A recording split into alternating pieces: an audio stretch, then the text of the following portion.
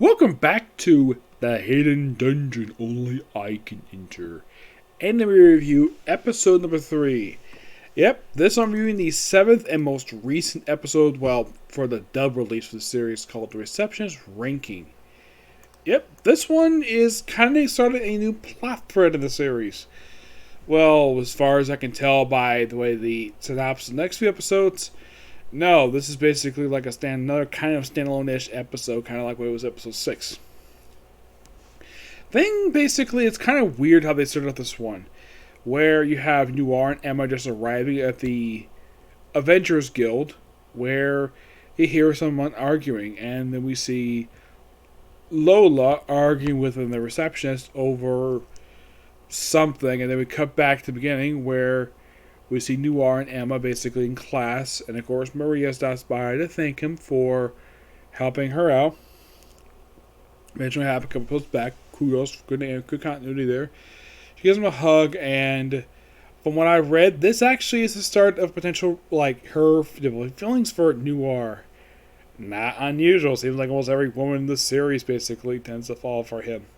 So, pretty much they're given a task.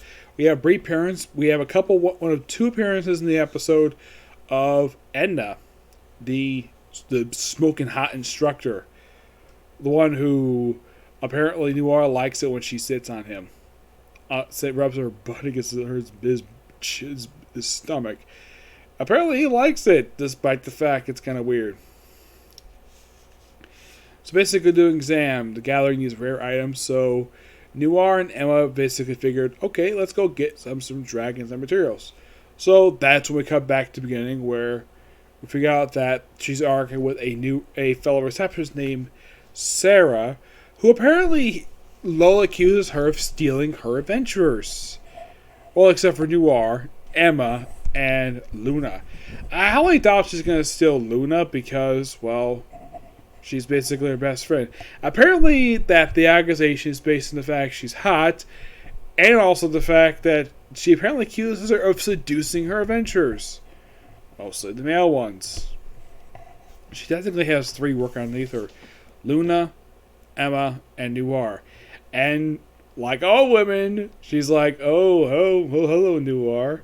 Yeah, she's like instantly falling for him. Like, is there like any woman in the whole... I think it's like 1 or 2 women in the whole series I can think of who is not falling for him. I'm not counting his mother, because even though she's a lovely woman, I highly doubt she would fall for her own son. That'd be kind of stupid.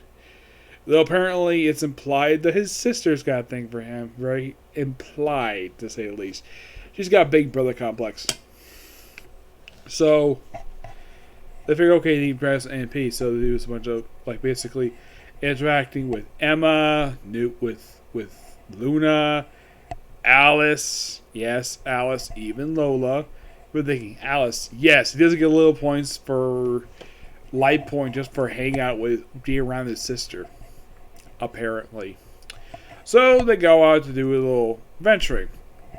Well, first, of course, basically the party is made up of Luna. Well, it's Noir, Emma, and Luna. It's a 3-person party.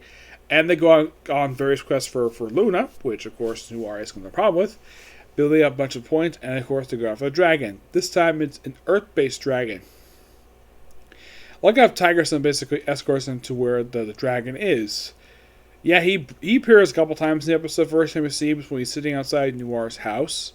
Not surprising, Emma knows where he is, so basically, instead of the usual thing of basically morning greeting of them making out, it's a hug. He's like, he has no problem with the hug, it's just that a lot of people are staring. Yeah, a daughter of a baron is hugging a baronet. Yeah, that's why I think she's hot. So, okay, so he basically contacts the Great Sage. Well, first he talks to Olivia basically to figure out where he can find some, let's just say find some dragons. Go to this nearby mountain. Okay, fine. Nice beautiful appearance by Olivia. Great to see her. Also, she teaches him a bunch of skills. Fire, water, and lightning. And also teaches him magic fusion. The first 3 are pretty simple to learn. And the other one just basically a combination. He tests this out and goes to the 7th floor to get some extra points there. And they go get the dragon. And consults the great sage where it's nearby, and of course he has a headache. So make out time. Yep, Emma makes out with Noir right in front of Luna, and she's like, "You want to do that now?" I bet she's like, "Why'd you do that to me?" That's what she's probably thinking back of her head, like, "Why does Noir just make out with me instead of Emma?" So they go and fight their dragon, an Earth dragon. They pretty much dig a hole, and it's Noir basically hits him basically the bait. Oh yeah, by the way, they actually fill the thing with actual dragon spears. So he just throws a rock at this dragon, then gets impaled by the pit. He basically hits the pit. And after a combined effort of the three of them, and they basically bring some of the dragon remains to class, they pass. And in the case of the guild, Lola basically's got high results. Yeah, basically it's about maintaining quota. And it's apparently Sarah's did check quota, so she's a little bit higher than Lola's, which at least is not by a lot. Still does not mean Noir needs to leave Lola. So Lola decides to do something quite interesting. Personal service. So she drags him out to the room, locks the door, and you're probably thinking, is she about to have sex with him? No. All she does is take off her tie, undo her collar, and then sticks her hand between her breasts. We're thinking, why is she taking it out there? A coupon! A touch coupon by Lola. So she services him, rubs him up, and of course he said, no, he'll never leave her. And then she proceeds to kiss him, making her the fourth woman to kiss him in the series. Because first it was Emma. Yes, Emma has kissed him. Maria has kissed him. Lola has kissed him. You might think, has Maria kissed him yet? Yes, she has. So basically, Luna technically hasn't kissed him yet. Well, she did it in a other story, which I'll get to that later. So builds up his LP, and well, then he goes to the dungeon, goes to spells, and then we see the first appearance of a new character. Yes, a new character who we're not going to explore until episode 8 of who this character is. It's a little girl who basically looks like Emma when she was a child. That's the premise of next week's episode, basically focus on her.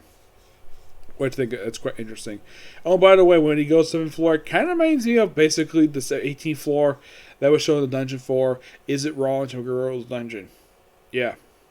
Now, oh yeah, by the way, the last thing is basically Luna Theater, where Luna herself basically is, well, taking out Noir on... Now, the past couple episodes basically all been Alice Theater. We'll focus... Basically, the first three didn't have this, and apparently it started episode 4, they had this Alice Theater, where they focus on Alice for episodes 4 through 6. This one focused on Luna. Yeah, by the way, the first one basically you have Alice sniffing her brother's sheets, and also she's the thing like, okay, like she apparently has various cowlicks that pop up on top of her head, where apparently that's when she has her senses basically when her brother's near a beautiful woman. So Luna, of course, basically takes him out to dinner. Of course, she drank a lot, and then she basically is like, I'll take you home. And then he just proceeds to just drop her off. I would have probably taken off the boots. If I were him, I would take out the boots. Because I don't think it'd be and also I would take off the gun holster.